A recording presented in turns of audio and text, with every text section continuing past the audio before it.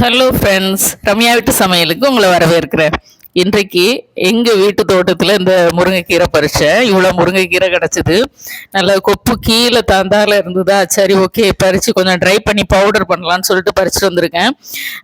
போன வாரம் சும்மா பறித்து டேஸ்ட் பண்ணேன். கீரை செம டேஸ்ட்டாக இருந்தது. அதனால சரி நம்ம இதை பவுடர் பண்ணி வச்சுட்டோன்னா சூப்பில் கிரேவிலெல்லாம் ஆட் பண்ணிக்கலாம்ல அப்படின்னு சொல்லிட்டு பறிச்சுட்டு வந்திருக்கிறேன்.